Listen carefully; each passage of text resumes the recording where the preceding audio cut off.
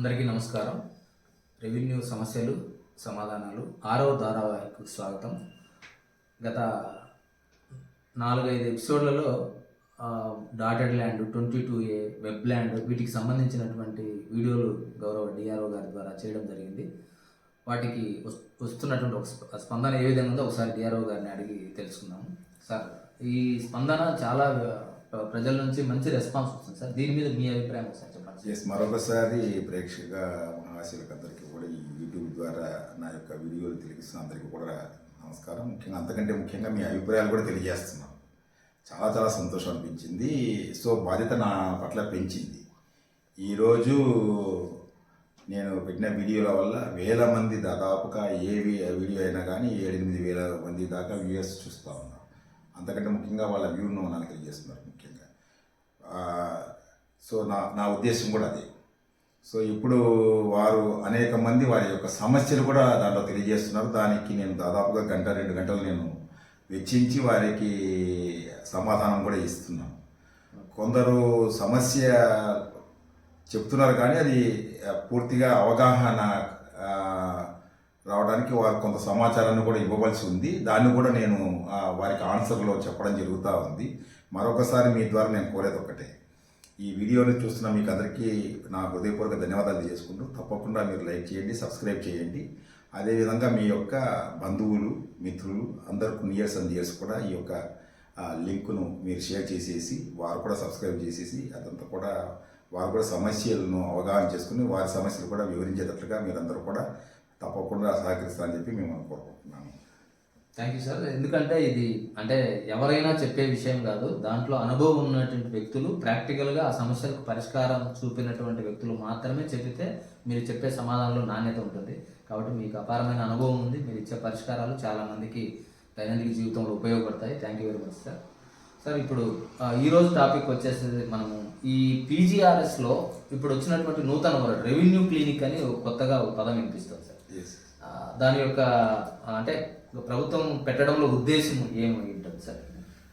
So మొట్టమొదటిసారిగా revenue clinic అనేది మన్యం జిల్లాలో దీన్ని పార్వతీపురంలో కలెక్టర్ గారు ఇది చేయడం జరిగింది. దానిని ప్రభుత్వానికి వివరించడం జరిగింది. ప్రభుత్వము గౌరవ ముఖ్యమంత్రి గారు నారా చంద్రబాబు నాయుడు గారు, అదేవిధంగా రెవెన్యూ మినిస్టర్ గారు, అదేవిధంగా రెవెన్యూ ప్రిన్సిపల్ సెక్రటరీ, సీసీఎల్ గారు అందరూ కలిసి నిర్ణయం తీసుకోవడం జరిగింది. అందరికి కూడా రాష్ట్రం లెవెల్లో కూడా ఇది తయారు చేయమని చెప్పేసి డిసెంబర్ నెలాఖరులో ఈ యొక్క ఉత్తర్వులు కూడా ఇవ్వడం జరిగింది. సో దాని ముఖ్య ఉద్దేశం ఒకటి, ఈరోజు రెవెన్యూ సమస్యలు పీజీఆర్ఎస్లో ఎక్కువగా వస్తున్నాయి. సో వాటిని సత్వరం పరిష్కరించాలి. అదేవిధంగా ఒక ప్రభుత్వానికి ఆ ప్రజలకు మధ్యలో ఉండే గ్యాప్ అనేది ఉండకూడదు, ఎక్కువగా తిరగకూడదు వాళ్ళు ప్రజలు ఒక సమస్య పైన. అదేవిధంగా అనేక కంప్లైంట్స్ వస్తున్నాయి. ట్రెడిషనల్ దాంట్లో సరైనటువంటి పరిష్కారం విఆర్ఓలు కానీ తహసీల్దార్ కానీ, సో వీటికన్నిటికీ పరిష్కారం రెవెన్యూ. సాధారణంగా జనరల్ పద్ధతిలో పరిష్కరించే విధానానికి ఇది ఇంటెన్సివ్గా దాని మీద ఎక్కువ ఫోకస్ పెట్టి ప్రజలకు ప్రభుత్వానికి మధ్య ఉన్నటువంటి ఏదైతే గ్యాప్ ఉందో దాన్ని తొలగించడం కోసం ఈ రెవెన్యూ క్లినిక్ అనేది ఏర్పాటు చేసినట్టుగా డిఆర్ఓ గారు చెప్తున్నారు. సార్, దీని యొక్క ఏర్పాట్లు ఎక్కడ జరుగుతాయి, ఏ విధంగా జరుగుతాయి ఒకసారి వివరిస్తారు సార్? మొట్టమొదటిసారిగా దీనికంటే ముందుగా ట్రెడిషనల్గా ఏం జరుగుతుంది అనేది మనం తెలుసుకోవాల్సిన అవసరం ఉంది. Yes sir. పీజీఆర్ఎస్లో ప్రజలందరూ వస్తారు, సమస్యను కింద వాళ్ళు ఎంటర్ చేసుకుంటారు, వారి యొక్క ఆధార్ నెంబర్ ద్వారా రిజిస్ట్రేషన్ చేసుకుంటారు. ఆ సమస్యను వాళ్ళు ఆ యొక్క ఆన్లైన్లో పోర్టల్లో ఎంటర్ చేసేస్తారు. చేసిన వాళ్ళకి రసీదు వస్తుంది. ఆ రసీదు తీసుకొని ఆ యొక్క కలెక్టరేట్లో జరిగేటువంటి గ్రీవెన్స్లో కలెక్టర్ గారు, జాయింట్ కలెక్టర్ గారు, డిఆర్ఓ గారు, ఇంకా డిప్యూటీ కలెక్టర్స్ వీళ్ళందరూ ఉంటారు, వాళ్ళ దగ్గరికి వస్తారు. అయితే మేమేం చేస్తామంటే అది ఎవరికి ఏ సమస్య ఎవరికి దానిని పంపాలని చెప్పేసి ఆ యొక్క సంబంధితులకు పంపించడం జరుగుతుంది. ఆన్లైన్లో వాళ్ళు కూడా చూడడం జరుగుతుంది. ఇవన్నీ కూడా స్కానింగ్ చేసి వాళ్ళ డాక్యుమెంట్స్ కూడా దాంట్లో అప్లోడ్ చేయడం జరుగుతుంది. సో వారు ఏం చేస్తారు, సంబంధిత తహసీల్దార్ ఆఫీస్కి వెళ్ళి అక్కడ ఆ గ్రీవెన్స్ రెడ్రెసల్ ఆఫీసర్ అథారిటీ ఉంటారు, జిఆర్ఈ అంటారు, వారు ఎక్కువగా జనరల్గా తహసీల్దారే ఉంటారు. వారి దగ్గరికి వెళ్ళేసి ఆ సమస్యను అక్కడ పరిష్కరించుకోవడం జరుగుతుంది. ఇక్కడ మెయిన్ లోపం ఏంటంటే అక్కడ పోతే తహసీల్దార్ సరైనటువంటి స్పందన లేదు అని ఒకటి. ఒకవేళ తహసీల్దార్ వెళ్తే అక్కడ దీన్ని అంతా కూడా విఆర్ఏకి పంపిస్తారు, విలేజ్ సర్వేకి పంపిస్తారు, వారు సరిగ్గా స్పందించట్లేదని ఇలా అనేక కంప్లైంట్స్ వస్తాయి. అందుకోసమే అటువంటి ట్రెడిషనల్ విధానం కాకుండా ఒక నూతన ప్రక్రియ చేయాలనే ఉద్దేశంతో ఈ రెవెన్యూ క్లినిక్ పెట్టింది. అయితే ఇప్పుడు ప్రస్తుతం రెవెన్యూ క్లినిక్లో ఏం జరుగుతుంది? ఎస్ రెవెన్యూ క్లినిక్లో జిల్లాలో ఉన్నటువంటి అందరూ తహసీల్దార్లు, ఆర్డీఓలు ఇక్కడికే రావడం జరుగుతుంది. Okay sir. దీని ముందు వాళ్ళ ఆఫీస్లో వాళ్ళు కూర్చునేవారు, మనం అక్కడికి పంపించేవాళ్ళం ఆన్లైన్ ద్వారా. సో నేరుగా ఇప్పుడు ఆ యొక్క తహసీల్దారు ఈ యొక్క రెవెన్యూ సమస్యను వారు ఇక్కడే చూడడం జరుగుతుంది. అవసరమైతే డాక్యుమెంట్స్ ఇక్కడే పరిశీలన చేస్తారు. సో వారు అనేక రికార్డ్స్ ఇక్కడ పెట్టుకోవడం జరుగుతుంది. వాటి పరిశీలన చేసేసి ఇక్కడికిక్కడే నిర్ణయాలు తీసుకోవడం జరుగుతుంది. ఓకే. ముఖ్యంగా పరిష్కరించేది ఇక్కడే పరిష్కారం చేస్తారు. పరిష్కరించలేనిది action to be taken report అని తయారు జరుగుతుంది. సో ఇది చేయడం జరుగుతుంది కాబట్టి ఒక బెటర్, ఎందుకంటే అనేక సార్లు తిరగాల్సిన అవసరం ఉండదు. Yes sir. సో మేము పోయినప్పుడు తహసీల్దార్ ఉండదు, ఇలాంటి కంప్లైంట్స్ అన్నీ ఏమి ఉండదు. కనుక మీ ద్వారా అందరినీ కోరేది ఏంటంటే ప్రతి ఒక్కరు కూడా ప్రతి సోమవారం ఉదయం 9 గంటల నుంచి ఒక మధ్యాహ్నం ఎంతవరకు అయిపోతుందో అంతవరకు ఇది జరుగుతుంది కాబట్టి తప్పకుండా ఈ రెవెన్యూ క్లినిక్ ఉపయోగించుకోండి. ఓకే సార్, మీరు చెప్పిన ఓకే సార్.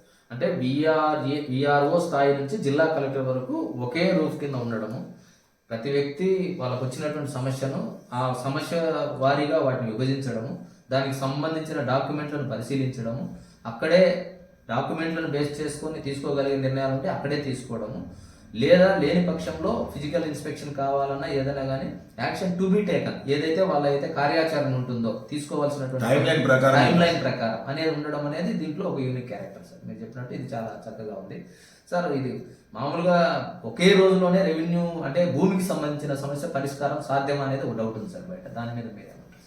ఎస్, తప్పకుండా. ఇక్కడ మీరు చెప్పినట్లుగా తహసీల్దారు ఇక్కడ తప్పకుండా ఇక్కడ యొక్క సమస్యను చాలా విపులంగా వారి ద్వారా తెలుసుకుంటారు. తెలుసుకోవడం కాకుండా వాళ్ళకి ఇంకా ఏమేమి డాక్యుమెంట్స్ కావాలనో కూడా వారిని అడగడం జరుగుతుంది, ఇంకా ఇవి డాక్యుమెంట్స్ కావాలి. రెండవది, అవసరమైతే వారి యొక్క ఆఫీస్లో డిప్యూటీ తహసీల్దారు కింది సిబ్బంది కూడా ఉంటారు. ఇక్కడ కొన్ని రికార్డ్స్ అన్ని తీసుకొని వస్తారు, ప్రైమ్ రికార్డ్స్ అన్ని ఇక్కడే తీసుకొని వస్తారు, ఇక్కడే వెరిఫై చేస్తారు. కొన్ని రికార్డ్స్ను తహసీల్దార్ వాళ్ళ యొక్క సిబ్బంది ద్వారా తెలుసుకుంటారు. తెలుసుకున్న తర్వాత ఏం చేస్తారు, దాని మీద ఒక నిర్ణయం తీసుకుంటారు. కాబట్టి ఆ నిర్ణయము మీరు చెప్పినట్లుగా యాక్షన్ టు బి టేకెన్ అనేది ఉంటుంది. ఇక్కడ అనేక సమస్యలు ఉన్నాయి, ముఖ్యంగా కొన్ని సర్వీసెస్ ఉన్నాయి. సర్వీసెస్కు సంబంధించి తప్పకుండా వారు ఆన్లైన్లో ఆ సర్వీస్ను కోసం అప్లై చేసే తప్పితే పరిష్కారం లేదు. సో ఈరోజు చాలామంది ఏమనుకుంటారంటే మాకు పాస్ పుస్తకం కావాలన్నా, నా పేరు ఆన్లైన్లో ఎక్కాలన్నా అర్జీ ఇస్తే సరిపోతుంది ఇక్కడ అనుకుంటారు. అది తప్పు. అన్ని రెవెన్యూ సర్వీసెస్కు ఈరోజు మీ సేవ ద్వారా అక్కడే గ్రామ సచివాలయంలోనే ఉంది. అలాంటి వాళ్ళు ఇక్కడ వచ్చినప్పుడు మీ ద్వారా కోరేది ఏంటంటే వారు ఖచ్చితంగా ఆధార్ నెంబరు, అదేవిధంగా ఫోన్ నెంబర్ ఇవన్నీ తీసుకొని వచ్చినట్లయితే ఇక్కడే మీ సేవలు అప్లై చేయించడం జరుగుతుంది. ఇక్కడే మీ సేవ సెంటర్లో ఏర్పాటు జరిగింది. సచివాలయం ఇక్కడే ఎదురుగా ఉంది కాబట్టి అటువంటి దాంట్లో వాళ్ళ యొక్క మీ సేవ సంబంధించినటువంటి సర్వీస్ని ఇక్కడే చేయించడం జరుగుతుంది. ఇది ఒక యూనిక్ క్యారెక్టర్. గతంలో 15 రోజులు ఎస్ఎల్ఏ పీరియడ్ విచారించిన తర్వాత చివరిలో ఒక ఎండార్స్మెంట్ ఇచ్చేవాళ్ళు, మీరు మీ సేవను సంప్రదించండి, అక్కడ అప్లై చేయండి అని. కానీ ఇప్పుడు మీరు చెప్పినట్టు ఈ రెవెన్యూ క్లినిక్లో సంబంధిత డాక్యుమెంట్లతో ప్రాపర్గా తీసుకొని వస్తే దానికి సంబంధించిన మీ సేవ సర్వీస్లో కానీ ఇక్కడే మనం అప్లై చేసి, ఇప్పుడు ఫర్ ఎగ్జాంపుల్ సార్ చెప్పింది నేను అర్థమయ్యేటట్టు చెప్పడం ఏంటంటే, ఒక క్యాస్ట్ సర్టిఫికేట్ కావాలంటే అర్జీ ఇస్తే క్యాస్ట్ సర్టిఫికేట్ రాదు, ఖచ్చితంగా ఆ సర్వీస్ లేకి వెళ్ళి మనం అప్లై చేస్తేనే ఆ క్యాస్ట్ సర్టిఫికేట్ మనకు వస్తుంది.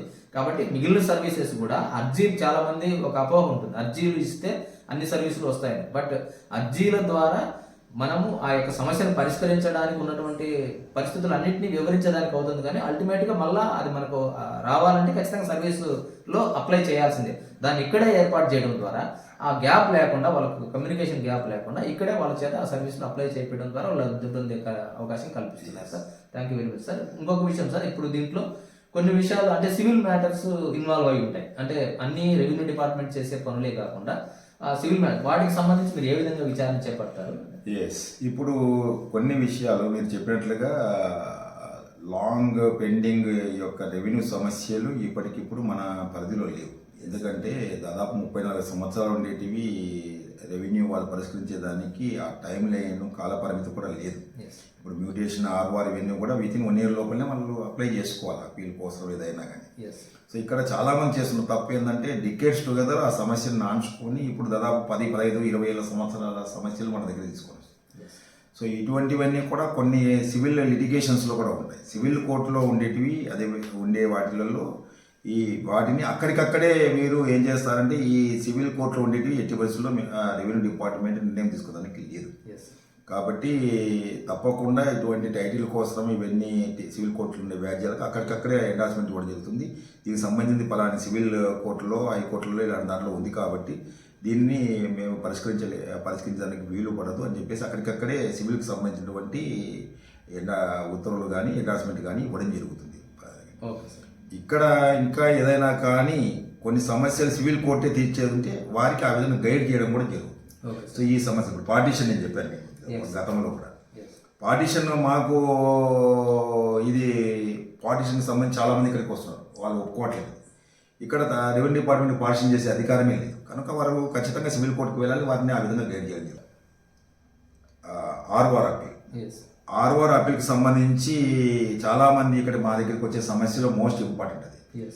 నాకు ఈరోజు నా పేరు కాకుండా వేరే వాళ్ళ పేర్లు ఆర్ఓఆర్లో ఉంది, ఈ యొక్క వెబ్ల్యాన్లో ఉంది కనుక అది చాలామంది ఇక్కడికి వస్తున్నారు.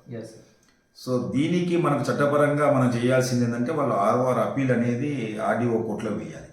ఇక్కడే ఆర్డీఓ ఉంటారు కాబట్టి రెవెన్యూ క్లినిక్లో ఖచ్చితమైన ఇన్స్ట్రక్షన్స్ ఏమంటే అప్పటికప్పుడు ఆర్ఓఆర్ అప్పీల్ తీసుకొని దానిని Andhra Pradesh legal online management system OPLMS అంటారు, AP online management legal OLMS అంటారు, దాంట్లో వాళ్ళు ఎంటర్ చేయాలి.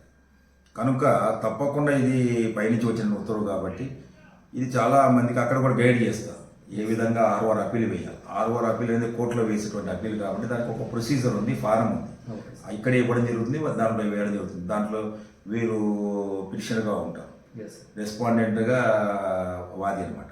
పిటిషనర్ ప్రతివాదిగా రెస్పాండెంట్గా ఎవరైతే పేర్లు ఎక్కించుకున్నారో వాళ్ళ పేర్లు వాళ్ళ అడ్రస్లను ఇస్తే వాళ్ళకి నోటీసులు ఇచ్చి ఇది కూడా వెంటనే జరుగుతుంది అక్కడికి. ఓకే సార్, ఇప్పుడు మీరు చెప్పిన దాన్ని బట్టి ఒకవేళ నూతనంగా నమోదు చేసుకోవడానికి అక్కడ అవకాశం ఉంది, అక్కడే ఆర్డర్ ఇవ్వడం ద్వారా. ఒకవేళ దాని ఏదన్నా ఆల్రెడీ అంటే వెబ్లాండ్లో ఒక రకంగా ఉండి దాని మీద ఏదన్నా డిస్ప్యూట్ ఉంటే ఆర్ఓఆర్ కేసు ఫైల్ చేయడానికి అక్కడే నోటీసులు ఇష్యూ చేయడానికి మీరు ఆడ ప్రావిజన్ కల్పించినారు. అదేవిధంగా అది ఒకవేళ సివిల్ మ్యాటర్ ఇన్వాల్వ్ అయ్యి ఉంటే వాళ్ళకు దాన్ని సక్రమంగా వివరించి వాళ్ళు కోర్టుకు వెళ్లాల్సిన యొక్క ఆవశ్యకతను కూడా అక్కడే తెలియజేస్తూ వాళ్ళకి ఎండార్స్మెంట్ ఉంటుంది. ఈ 3 రకాల పరిష్కారాలు మీరు అక్కడ చూపుతున్నారు. ఓకే సార్, ఇప్పుడు దీనికి అంటే గతంలో ఉన్నటువంటి దానికి దీంట్లో ఉన్నటువంటి ఒక యూనిక్ ఫీచర్స్ దానికి దీనికి కొంచెం ఇప్పుడు పీజీఆర్ సాంప్రదాయ పద్ధతిలో మనం చేసేదానికి ఈ రెవెన్యూ క్లినిక్ ఉన్నటువంటి యూనిక్ ఫీచర్స్ ఏమున్నాయి సార్? రెవెన్యూ క్లినిక్ అంటే ప్రత్యేకమైన కాదు, ఇది ఒక పీజీఆర్ఎస్లో వినూత్నంగా ఒక కొత్త పద్ధతిలో ప్రజలకు ఎంత సాధ్యమైనంత తొందరగా ప్రజలు మళ్ళీ ఆఫీస్కి వెళ్ళి తిరగకుండా మల్టిపుల్ టైమ్స్ తిరగకుండా చూపించినట్టు పరిష్కారం. పదే పదే తిరగాల్సిన అవసరం. ఎందుకంటే మీకు చెప్పినట్లుగా ఒక సర్వీస్ ఉంది, ఒక జాయింట్ ఎల్పిఎం ఉంది సర్వీస్. ఈరోజు వెబ్ల్యాన్లో కూడా అన్ని సంబంధించిన కరెక్షన్కి సంబంధించి ఆన్లైన్ సర్వీస్ ఇస్తున్నాం. అసైన్మెంట్కి సంబంధించి ఎవరైనా వారసులు అప్లై చేసుకోవడానికి ఆన్లైన్ సర్వీస్ ఉంది. ఇట్లా అన్ని సర్వీసులు ఇక్కడే ఇస్తున్నారు కాబట్టి ప్రభుత్వమే ఇస్తూ ఉంది కాబట్టి అన్ని సర్వీసులకు ఇక్కడే మన వాళ్ళు ఇస్తారు కాబట్టి అప్పటికప్పుడు మల్టిపుల్ టైమ్స్ విజిట్ చేసేదానికి ఉండదు. వాళ్ళు ఎప్పుడో 20 రోజుల తర్వాతనో 15 రోజుల తర్వాతనో వచ్చేసి నువ్వు మళ్ళీ మీ సేవలు అప్లై చేసుకుంటే మళ్ళీ స్టార్టింగ్ ఉంది. సో ఇవన్నీ ఉండదు. ఇది ఇక్కడే పరిష్కరించిన అధికారి ఇక్కడే ఉంటారు. నేరుగా అతను డైరెక్ట్గా ఆ యొక్క అధికారిని కలుస్తారు. రేపు పొద్దున ఎవరైనా కానీ సరైనటువంటి ఏటీటీ ఇవ్వలేకపోతే కూడా చర్య తీసుకునే దానికి అధికారం ఉంది. అక్కడే కలెక్టర్ ఉంటారు. మాది సరైన చర్య తీసుకొని చెప్పి నెక్స్ట్ పీజీఆర్ఎస్లో కనుక వచ్చేసారంటే అక్కడే మనము వాళ్ళ ఏటీటీ ఏముందనేది చెప్పేసి అడుగుతాం. సో వాళ్ళ దగ్గర రసీదు ఉంటుంది కాబట్టి ఆ ఏటీటీ అకౌంటబిలిటీ ఉంటుంది. అక్కడే కలెక్టర్ ఉంటారు, ఆ జాయింట్ కలెక్టర్ ఉంటారు, డిఆర్ఓ ఉంటారు, సీనియర్ డిప్యూటీ కలెక్టర్స్ ఉంటారు, అందరూ ఉంటారు. వీళ్ళందరూ దీన్ని వెరిఫై చేస్తారు. ఎవరైనా కానీ తహసీల్దార్ సరైనటువంటి ఏటీటీ ఇవ్వలేకపోతే వాళ్ళు నిలదీయడం జరుగుతుంది. ఎందుకంటే పరిష్కారం చేయాలి కానీ పరిష్కారం చేసేకుండా తిప్పుకోవడం అనేది మంచిది కాదు. ఇది ప్రభుత్వం యొక్క ఉద్దేశం. మరి ప్రభుత్వం నుంచి దీని మీద పర్సుయేషన్ ఏ విధంగా ఉంది సార్? అంటే పై నుంచి మనకు దీన్ని ఏ విధంగా రివ్యూ చేస్తుంది? ఎస్, ఇది ప్రతి సోమవారం జరిగేటువంటి లేకపోతే ఇంకొక రోజు కూడా పెట్టమని చెప్పారు. అనుకూలమైనటువంటి డేట్స్లో కూడా ఇది కండక్ట్ చేయమని చెప్పడం జరిగింది. సో ఏ రోజులు కండక్ట్ చేస్తున్నారో ఆ రోజు మనము పైనటువంటి రెవెన్యూ డిపార్ట్మెంట్ వాళ్ళకి తెలియజేయడం జరుగుతుంది. వారు ప్రతిరోజు ఈ రెవెన్యూ క్లినిక్ ద్వారా ఎన్ని అక్కడికక్కడే పరిష్కరించడం జరిగింది. ఇటీవల ఒక దాంట్లో చూశారు 22 ఏమో రిమూవ్ చేసేది వితిన్ ఆ రోజునే అక్కడికక్కడే రిపోర్ట్ ఇవ్వడం జరిగింది. అక్కడికక్కడే కలెక్టర్ గారు నిర్ణయం తీసుకొని ఉత్తర్వులు ఇచ్చేసి దాన్ని తొలగించడం జరిగింది. సో చూడండి, దాదాపు నెలల పాటు జరిగేటువంటి 3 నెలలు దానికి సర్వీస్ లెవెల్ అగ్రిమెంట్ పీరియడ్ ఉంది, ఒక్క రోజులో చేయడం జరిగింది. సో అలాంటి సమస్యలకు పరిష్కారం ఇది. కనుక దీనిలో ఇవి ప్రతిరోజు పై లెవెల్లో మనకు సీఎంఓ వరకు అడుగుతున్నారు. సిసిఎల్ఏ గారు, ప్రిన్సిపల్ సెక్రటరీ రెవెన్యూ మినిస్టరు, అదేవిధంగా ముఖ్యమంత్రి కార్యాలయం కూడా ఈ యొక్క రిపోర్ట్స్ ఎప్పటికప్పుడు రెవెన్యూ క్లినిక్ ద్వారా ఎన్ని డైరెక్ట్గా పరిష్కరించడం జరిగింది, ఎన్ని మీ సేవ ద్వారా ఎంటర్ చేశారు, ఎన్ని ఆర్ఓఆర్ అపీల్స్ ఆర్డీఓ దాంట్లో ఆన్లైన్ మేనేజ్మెంట్ సిస్టంలో జరిగింది, ఇవన్నీ కూడా వాళ్ళు అడుగుతున్నారు. అదేవిధంగా ఏ సమస్యలకు ఎన్ని అర్జీలు వచ్చాయి, డాటా ల్యాండ్ కోసం ఎన్ని వచ్చాయి, 22A కోసం ఎన్ని వచ్చాయి, ఇవన్నీ కూడా అడుగుతున్నారు. ప్రతి ఒక్క FIR petition, sub division petition కోసం, ఇట్లా అన్ని రకాలైనటువంటి సర్వీసెస్ కోసం ఏ పిటిషన్, ఎంక్రోచ్మెంట్ కోసం ఏమొచ్చాయి. సో అట్లా ప్రతి ఒక్క ప్రభుత్వ భూముల ఆక్రమణ, ప్రైవేట్ భూముల ఆక్రమణ, అన్ని దానిలో మ్యూటేషన్ కోసం సమస్యలు, అన్ని సమస్యల కోసం ఎన్ని అర్జీలు వచ్చిందని డిఫరెంట్ ప్రొఫార్మాలో మనం ఇవ్వాల్సి ఉంటుంది. అందరూ కూడా ఎప్పటికప్పుడు చేస్తూ ఉన్నారు. ఇది ఎవ్రీడే కూడా ఎంత తొందరగా ఇది పరిష్కరించబడ్డాయి. మామూలు time service level agreement period 20 రోజులు 30 రోజులు ఉంది, ఇది 2 రోజులు పరిష్కరించాం. ఇది కూడా రిపోర్ట్ అడుగుతున్నాం. సో ఈ విధంగా ప్రజలలో ఉండేటువంటి నమ్మకాన్ని రెవెన్యూ డిపార్ట్మెంట్ పెంచేదాని కోసం ఇది రెవెన్యూ క్లినిక్ మంచి అవకాశం, ప్రజలకు కూడా ఒక మంచి అవకాశం. రెవెన్యూ క్లినిక్ అక్కడే అందరూ ఉంటారు కాబట్టి తప్పించుకోలేరు. ఒక్కసారి తప్పించుకోవచ్చాము, కానీ రెవెన్యూ అధికారులు మల్టిపుల్ టైమ్స్ కనుక ఒక సమస్యను తిప్పుకున్నట్లయితే కలెక్టర్ దృష్టిలో కానీ అందరి దృష్టిలో కానీ ఖచ్చితంగా వారు ఉంటారు. కలెక్టర్ అక్కడే ఉంటారు కాబట్టి తప్పకుండా దీనికి పరిష్కారం రెవెన్యూ క్లినిక్ చాలా రెవెన్యూ సమస్యలు, దీన్ని అందరూ కూడా ఉపయోగించాలని నమ్మకం. Thank you sir. ఇప్పుడు పీజీఆర్ఎస్ పద్ధతిలో సమస్యలు ఇస్తున్నప్పటికీ అందులో మెజారిటీ శాతం రెవెన్యూకి సంబంధించిన సమస్యలు రావడం, దానికోసం ప్రభుత్వము ఒక ప్రత్యేకమైనటువంటి కార్యాచరణ రూపొందించి రెవెన్యూ క్లినిక్ పేరుతో ప్రతి జిల్లాలోనూ ఇటువంటి ఒక ఏర్పాటు చేయడం జరిగింది. ఇది సోమవారమే కాకుండా అవసరమైతే వచ్చే దీన్ని బట్టి వచ్చే అర్జీలను బట్టి ఇంకొక రోజు కూడా కండక్ట్ చేయమని చెప్పడం జరిగింది. దానికి సంబంధించిన మౌలిక సదుపాయాలన్నీ ఒకే రూఫ్ కింద కల్పించడం, అందరి అధికారులను ఒకే చోట కూర్చోబెట్టడం, దానికి సంబంధించిన కంప్యూటర్లు కానీ ప్రింటర్లు కానీ అక్కడే ఏర్పాటు చేసి అక్కడే నోటీసులు ఇవ్వడము, లేదా అక్కడే యాక్షన్ టేకన్ రిపోర్ట్లు, యాక్షన్ టు బి టేకన్ రిపోర్ట్లు ఇవ్వడము, సింగిల్ స్టాప్ సెంటర్ ద్వారా ఒకే రూఫ్ కిందనే దానికి సంబంధించిన పరిష్కారం, ఒక అర్జీతో వచ్చినటువంటి వ్యక్తి పరిష్కారంతో బయటికి పోయే విధంగా ప్రభుత్వం ఈ యొక్క నిర్ణయాలు తీసుకోవడం జరిగింది. దీన్ని మరింత ప్రోగ్రెసివ్గా తీసుకెళ్లి ప్రజలకు, అనంతపురంలో ఉన్న ప్రజలందరికీ కూడా న్యాయం చేస్తామని డిఆర్ఓ గారు చెప్తున్నారు. Thank you very much sir. మరొకసారి ఇంకొక అంశంతో మేము ముందుకు వస్తాం. Thank you very much. ధన్యవాదాలు.